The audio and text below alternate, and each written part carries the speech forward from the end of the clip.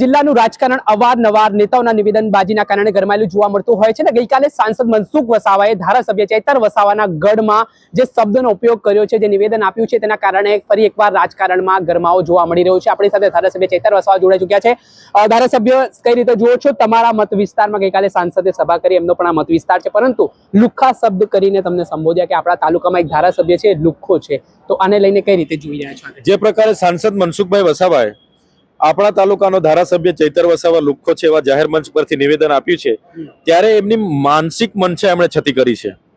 એ એમના અમારા જેવા બંધારણ પર રહેલા ધારાસભ્ય તરીકે અમારા અપમાનની વાત નથી, અમારી જનતાએ અમને મત આપીને ચૂંટેલા છે, તમામ જનતાનું આ અપમાન છે।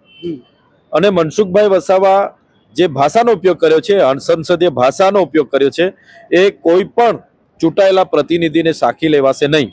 એનો જવાબ આવનારા દિવસોમાં ડેડિયાપાડા, સાગબારા અને ચિકદાની જનતા એમને લોકતાંત્રિકના ઢબે આવનારી ચૂંટણીઓમાં એમને આપવાની છે। અચ્છા ચૈતરભાઈ, ચૈતર વસાવા એન્ડ કંપની તરીકે પણ તમને સંબોધવામાં આવ્યા। ગઈકાલે કહેવામાં આવ્યું કે આ લોકો સમાજને ગેરમાર્ગે દોરવાનો પ્રયાસ કરે છે અને હિંસા ફેલાય તેવા કૃત્ય એમના ભાષણોમાં હોય છે, તો આ નિવેદનને કઈ રીતે જુઓ છો? મનસુખભાઈ વસાવા એ કૃપાથી ચૂંટાતા વ્યક્તિ છે, સમાજ માટે ક્યારેય બોલ્યા નથી, ખાલી દેખાવા કરે છે। સરકાર તમારી છે ભાઈ, તમે નર્મદા જિલ્લામાં 12,333 બાળકો કુપોષિત છે, એની વાત કરો ને। તમે આજે નર્મદા જિલ્લામાં સબવાહિની નથી, નર્મદા જિલ્લામાં મા કાર્ડ ચાલતા નથી, નર્મદા જિલ્લામાં આજે 505 શાળાઓમાં શિક્ષકોની જગ્યા ખાલી છે, 181 ઓરડાઓ નથી, ત્યાં શાળાઓના મકાનો નથી, એની વાત કેમ તમે કરતા નથી? આજે ચાપડ જેવા ગામમાં જવા માટે રસ્તો નથી, મહિલાઓને જોડીમાં લઈને જવું પડે છે અને મહિલાઓ રસ્તે ડિલિવરી થાય છે, એની વાત તમે કેમ કરતા નથી? એની વાત માટે તમે મને ડિબેટમાં બોલાવો ને, અમે આવવા તૈયાર છે। જે કાર્યક્રમ અમારો વડાપ્રધાનની સામે થયો, ત્યાં 5,000-7,000 લોકો ભેગા થયા અને અમારા કાર્યક્રમમાં લાખો લોકો આવ્યા। એ કોઈ ગેરમાર્ગે દોરાવા નથી આવ્યા, સ્વયંભૂ પોતાના ખર્ચે ત્યાં ઉપસ્થિત થયા છે। અમે મનસુખ વસાવા ભારતીય જનતા પાર્ટીની સરકારની જેમ આદિજાતિઓના બાળકોના 54 કરોડ રૂપિયા નેત્રંગમાં ખર્ચો નથી કર્યો। તમે આદિજાતિના બજેટમાંથી 54 કરોડ રૂપિયા ખર્ચો કરીને કાર્યક્રમ કર્યો છે, છતાં લોકો નહોતા। તમે આ સાંસદના ઘરેથી 100 કરોડનો ખર્ચો કરો, અમને કોઈ લેવા દેવા નથી, પણ આદિજાતિ ગરીબોના પૈસા તમે દિવાળીઓ કરો, તાઇફાઓ કરો, એટલે અમે બોલવાના છે। અને જે પબ્લિક નેત્રંગમાં ભેગી થઈ એના કારણે મનસુખભાઈ વસાવા ભોગલાઈ ગયા છે, એટલા માટે આ પ્રકારના નિવેદનો આપતા હશે એવું મને લાગે છે।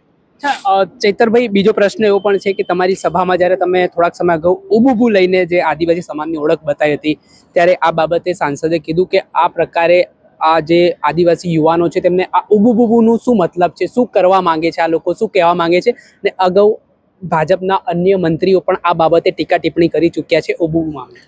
અબોબોબો એ અમારો બોબકારો છે, એને આજેથી નથી ભાઈ, અમારે આદિ અનાદિ કાળથી આદિવાસીઓનો ચાલી આવતો બોબકારો છે। આ કોઈ બીજો સમાજ ઓબોબો કરતા નથી, કોઈને તાકાત નથી કે ઓબોબો કરે, આદિવાસી જ કરી શકે। અને કેમ કે જે વખતે આદિવાસીઓના પોતાના કબીલાઓ હતા, એના સરદારો હતા, જે પણ બહારના લોકો ત્યાં ઘૂસણખોરી કરતા હતા, એમની જમીનો છીનવતા હતા, એમના સ્ત્રીઓ અને મહિલાઓ પણ બળાત્કારો થતા હતા, ત્યારે ઉભો કરીને જોમ જુસ્સો વધારીને એમની સામે લડવા માટે, પોતાનું અસ્તિત્વ ટકાવવા માટે ઉભો કરતા હતા।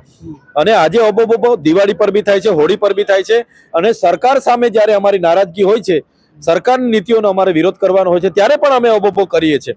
આગળ અમે જય આદિવાસી બોલતા હતા, આજ મનસુખ વસાવા, આજ RSS ભાજપના લોકોએ ત્યારે અમને વનવાસી કહીને અમને બોલાવતા હતા। આગળ અમે જોહાર કીધું, ત્યારે આજ RSS, આજ મનસુખ વસાવા, આજ ભાજપના લોકો અમને જોહારિયા ક્યાંથી આવ્યા, અને આજે એમના દેશના વડાપ્રધાન જોહાર કેવા ત્યાં આવે છે। અમે ડેડિયાપાડા ખાતે બિરસા મુંડાજીની પ્રતિમાની સ્થાપના કરતા હતા, આજ મનસુખ વસાવા, આજ RSSના ભાજપના લોકોએ ખૂબ વિરોધ કર્યો હતો। મને કીધું હતું કે આ ચૈતર વસાવા અર્બન નક્સલવાદ અહીંયા ફેલાવવા માંગે એટલે બિરસા મુંડાની પ્રતિમા સ્થાપના કરે છે। આજે એ જ મૂર્તિની પુષ્પ અર્પણ કરવા માટે વડાપ્રધાનને આવવું પડ્યું। આ અમારી જાગૃતતા છે। આજે અમે આદિવાસીની અબોબો જે છે એને આવનારા દિવસોમાં પણ લોકોને એક કરવા માટે અને અમારી સંસ્કૃતિ જાળવવા માટે અમે અબોબો આગળ વધારવાના છે। તમે લખી રાખજો, આવનારા દિવસોમાં ભાજપના નેતાઓને પણ સ્ટેજ પરથી અબોબો બોલવું પડશે। આજે અમે આદિવાસીની અસ્મિતાની વાત કરીએ છીએ, એમના બંધારણીય અધિકારોની વાત કરીએ, સામાજિક અધિકારોની વાત કરીએ, એટલે RSSના લોકોને ગમતું નથી, અને આ મનસુખભાઈ જેવા લોકોને આગળ કરીને અમારો વિરોધ કરાવે છે, જેનાથી અમને ફેર પડતો નથી। ભાઈ, અમે તો તમારા જે આકા છે ને, મોદી સામે પ્રોગ્રામ કર્યો છે, તમારા ગુજરાતના મુખ્યમંત્રી અને તમારા ગૃહમંત્રી સામે લડીએ છીએ. એ મનસુખ વસાવાથી અમે ડરતા નથી અને એનાથી ડરવાના નથી. અમારી લડાઈ આદિવાસીઓને અધિકારો મળવા જોઈએ.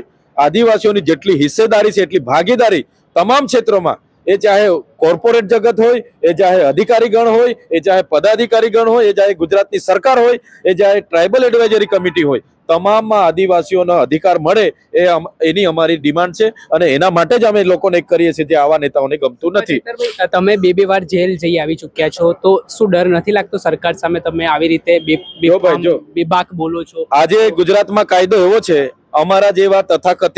અમારા જેવા નેતાઓ પર તથાકથિત ઘટનાઓ વાર્તાઓ બનાવીને 80 દિવસ સુધી ધારાસભ્ય તરીકે જેલમાં રાખે છે. આજે ભાજપના ભિલોડામાં એક નેતાએ અમારા આદિવાસી દીપક બરંડાને માર માર્યો, એનું કાન પડ્યું તો આખું કાનના પડદા તૂટી ગયા, મગજ પર અસર થયેલી છે, એને ચલાતું નથી અને એ નેતાને પીસી બરંડાએ 2 દિવસ છોડાવી દીધો. કાયદો અમારા માટે અલગ અને ભાજપના લોકો માટે અલગ છે, એવું ને? એટલે ભાજપ આવનારી ચૂંટણીમાં પણ ગમે તેટલા એમના આઈપીએસ અધિકારીઓને સૂચના આપીને અમારા લોકોને હેરાન કરશે, ખોટી એફઆઈઆરો કરશે, ખોટી જેલોમાં નાખશે, એનાથી અમને ફેર પડતો નથી.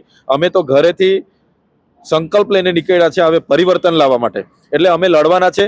મને મારા પર, હું નોકરીમાંથી રાજીનામું આપીને આવ્યો, 19 જેટલી એફઆઈઆરો થયેલી છે ખોટી, અને એ એફઆઈઆરોમાં 7 વખત જેલમાં નાખવામાં આવ્યો છે. છતાં હું ભાજપથી ડરતો નથી, દબાતો નથી અને સત્યવાદ હું ગ્રાઉન્ડ પર બી કરું છું, રોડ પર બી કરું છું અને વિધાનસભામાં બી કરું છું. અને આવનારા દિવસોમાં પણ અમે લડવાના છે. અમે કઈ આ મનસુખ એવા પીઠ્ઠુ લોકો સાથે અમારે કોઈ લેવા દેવા નથી. અમારા સમાજની એકતા જળવાય, અમારા સમાજની સંસ્કૃતિ જળવાય, અસ્મિતા જળવાય, એના માટે અમે લોકોને જાગૃત કરીએ છીએ. એ ભાજપના લોકોને ગમતું નથી. આદિવાસી એક થાય, શિક્ષણ મેળવે, જાગૃત થાય અને પોતાના અધિકારો માંગે. આરએસએસ ને ગમતું નથી, ભાજપના નેતાઓને ગમતું નથી, એટલે આજે ચૈતર વસાવાને રોકવામાં આવી રહ્યો છે. પ્રશ્ન ચેતરભાઈ, કે આજે યુવાનો જે 40% રેશિયો લઈને આવી છે, જે ગવર્મેન્ટ કે ગુજરાત ગૌણ સેવા પસંદગી મંડળ બોર્ડ દ્વારા જે ફરજિયાત કરવામાં આવે છે બધા માટે, તમે આ મામલે ગાંધીનગરની રજૂઆત પણ કરી હતી અને ઘેરાવની પણ ચીમકી આપી છે. તો હવે શું આયોજન છે? શું સરકાર હવે તમારી ચીમકીથી માની છે કે હજી પણ એ વિચારણા હેઠળ છે પ્રોજેક્ટ? SC/ST ના લોકો વર્ગ 3 ની પરીક્ષાઓમાં એમને અનામત મળ્યા છે. જેમ કે આદિવાસીઓને 15% અનામત, અમારી 100 માંથી 15 બેઠકો આદિવાસીઓથી જ ભરવી પડે એવી જોગવાઈ છે. બંધારણનું આર્ટિકલ 335 એની જોગવાઈ છે. 366 ના સુધારા મુજબ એ આદિવાસીઓથી જ રોટેશન પ્રમાણે એમણે રોસ્ટર પ્રમાણે ભરવી પડે. ત્યારે 18/5/2023 ના રોજ આ ભાજપની ગુજરાત સરકારે GAD દ્વારા એવો પરિપત્ર બહાર પાડ્યો કે કોઈ પણ અનામત પામેલા SC હોય કે ST હોય, એમણે 40% લઘુત્તમ માર્ક્સ લાવવા પડે તો જ એમને ભરતીમાં એ માન્યતા ગણાય. જેના કારણે અમારી બેઠકો ભરાતી નથી અને બીજી કાસ્ટના લોકોથી બેઠકો ભરવામાં આવે છે. જેને લઈને અમે અગાઉ માન્ય મંત્રીશ્રી અને ગૌણ સેવા પસંદગી મંડળ અને GAD ને રજૂઆત કરી છે. દિન 15માં આનો નિરાકરણ નહીં આવશે, આખા ગુજરાતના SC/ST ના જેટલા પણ ઉમેદવારો છે, જેટલા પણ ભણતા લોકો છે, બધાને બજેટ સત્ર દરમિયાન ગાંધીનગરમાં આહવાન કરીશું અને જો નિરાકરણ નહીં આવશે તો અમે વિધાનસભાનો ઘેરાવો કરવાના છે. તમે એક મુદ્દો ઉઠાવી રહ્યા છો, દરેક સભા તમારી જોઈ રહ્યો છું, ત્યારે પૂર્વ મંત્રી ગણપત વસાવાને તમે આક્ષેપ કરી રહ્યા છો. શું છે મામલો? આખો વાસ્તવિક પરિસ્થિતિ શું છે? ગણપત વસાવાનું પણ સર્વે થાય. જે પ્રકારે મનસુખ વસાવાની આવકમાં 288% વધારો નોંધાયો, મનસુખ વસાવા કરોડોપતિ બની ગયા, તો ગણપત વસાવાની સંપત્તિ એમના આવક કરતા કેટલી વધારે છે એનો પણ તપાસ થવી જોઈએ. તો હું ચોક્કસ પૂરી ખાતરી સાથે જણાવું છું, આદિવાસીઓના વિકાસ માટે જે ગુજરાત પેટર્ન હોય, બોર્ડર વિલેજ હોય, આદિમ જૂથ હોય, જેટલી એટીવીટી હોય, વિકાસશીલ હોય, બધી ગ્રાન્ટમાં જ્યારે મંત્રી હતા, બારડોલી, સુરત, વડોદરા, અમદાવાદની એજન્સીઓને બારોબાર કામ આપીને એમણે ખૂબ મોટું કૌભાંડ કર્યું છે. એમણે રિયલ એસ્ટેટમાં, મોટોલોમાં અને જ્વેલર્સમાં પણ ખૂબ મોટું રોકાણ કર્યું છે. એમના મકાનોની, એમની સંપત્તિની તપાસ થાય તો દૂધનું દૂધ અને પાણીનું પાણી બહાર આવશે. હજારો કરોડના એ આસામી બન્યા છે. એમના પર પણ અપ્રમાણસર મિલકતનો કેસ થવો જોઈએ. છેલ્લો પ્રશ્ન એવો છે કે ગોપાલ ઇટાલિયા અને ચૈતર વસાવા વચ્ચે શું ડખો ચાલી રહ્યો છે? કેમ કે થોડાક દિવસ પહેલા કેટલીક જગ્યાએ આ પ્રકારે હેડલાઇન્સ વાયરલ થઈ હતી કે આ વર્ચસ્વને લઈને પાર્ટીની અંદર જ આંતરિક ડખો શરૂ થયો છે. બિલકુલ નથી, આ બિલકુલ ખોટી વાત છે. તમે આ લોકવાયકા તમે રવા દો. અમે ખૂબ મજબૂત છે, ખૂબ સારી રીતે અમે લડીએ છીએ. વિધાનસભાના સત્ર દરમિયાન તમે જોઈ લેજો, ભલે અમે 5 લોકો છે પણ ગુજરાત સરકારને એમના સત્ર દરમિયાન અમે ઘેરાવો પણ કરવાના છે અને એમને અમે ગુજરાતની જનતા, ચાહે કર્મચારી હોય, એ ચાહે યુવાના વર્ગ હોય, એ ચાહે બેરોજગાર હોય, એ ચાહે શ્રમિક હોય, ખેડૂત હોય, મહિલા હોય, બધા જ વર્ગના લોકોનો અવાજ અમે વિધાનસભામાં બનવાના છે. ચલાવે છે બધી વાતો ડખાવાળી કે આ અમારા તો ધ્યાનમાં નથી, તમે અમને જણાવજો, અમે એનો પણ તપાસ કરાવીશું. ચોક્કસથી ખૂબ ખૂબ આભાર. આ હતા ડેડિયાપાડાના આમ આદમી પાર્ટીના ધારાસભ્ય ચૈતર વસાવા. તેમણે મનસુખ વસાવાના નિવેદન પર જડબાતોડ જવાબ આપ્યો છે અને સાથે જ આદિવાસી સમાજની પરિસ્થિતિને લઈને પણ તેમણે વાત કરી છે અને આ મામલે તેમણે ખુલાસો પણ કર્યો છે. વૈષ્ણવજન તો તેને